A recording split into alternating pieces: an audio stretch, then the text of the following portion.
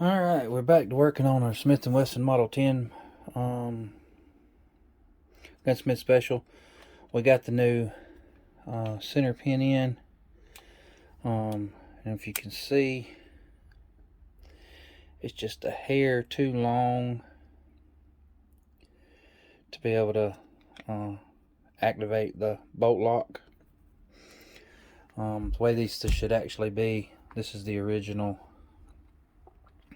pin that came with a 2-inch that was too short.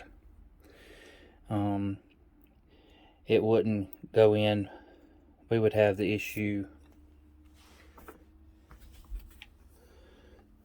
where it would go into place, but there wasn't a pin. Well, first off, it wouldn't fit the distance. We had a big gap here, so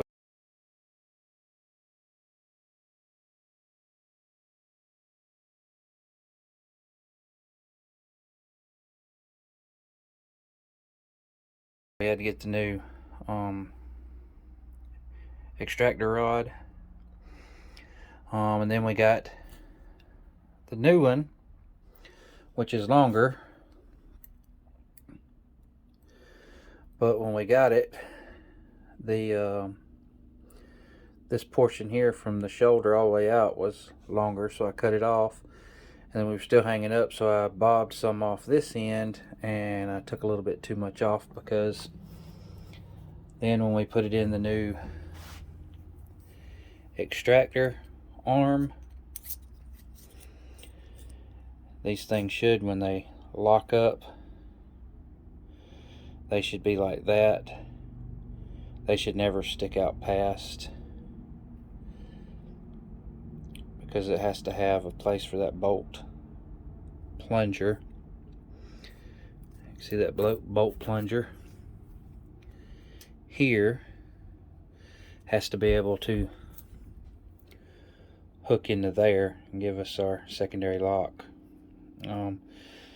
We could get it to go in, but then if it didn't have the right length on it, you couldn't push this in to activate your plunger to release the cylinder. So we got the new one in. I could not get a blued one because they're all out of stock. They're special order. So we put a stainless steel one in, and now all we got to do is just a little bit of T90 file work, a little bit of file work to get that where we can clear, because it should be able to push out like that when you push the cylinder release, because that's what pushes all the way across the rod, pushes this plunger in, because this is where we lock up here and here. Okay.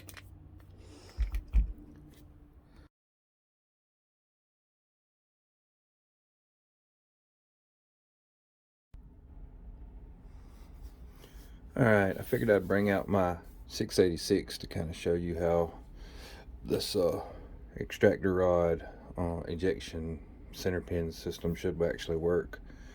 If you see, when you depress the cylinder release, it presses out the pin, which is the plunger's recessed up in there, but you have to have enough distance to push it to disengage that angle, the end of the pin, when it's all the way depressed to go into the firearm, should be just about flush with the end of it. So if you look at ours that we placed in here, it's about that far sticking out too much, so we'll have to remove that excess. We'll just take a file and shape that down to where we want it, and then we should be good to go.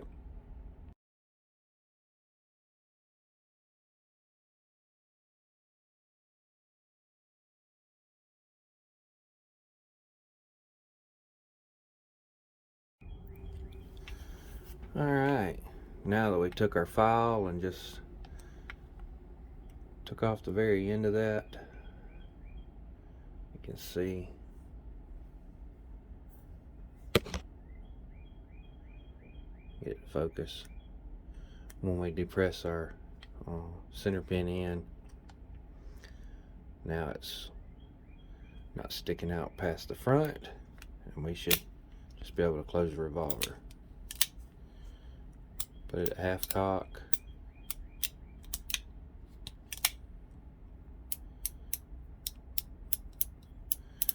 Everything turns around just fine. We don't have any binding in the crane area.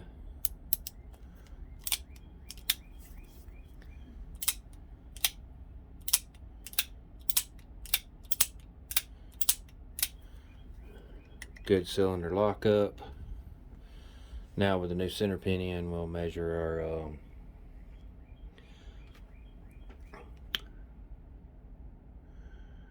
our gap for our end shake. We do have a little bit, not much, but we'll measure it. See, may end up, last time I measured it with the old rod, with the old center pin, we were looking at about 8 to 9 thousandths on every cylinder, but I'll check this one out and make sure everything's good. We may actually have to put some cylinder bearings in there to shim it out to take up those, you know, they sell them in 2 thousandths and 4 thousandths, so might make up that gap, might bring it down to about 5-6 thousandths, but we'll go see. Go out and test her, make sure we're not spitting lead or anything, and we'll go from there.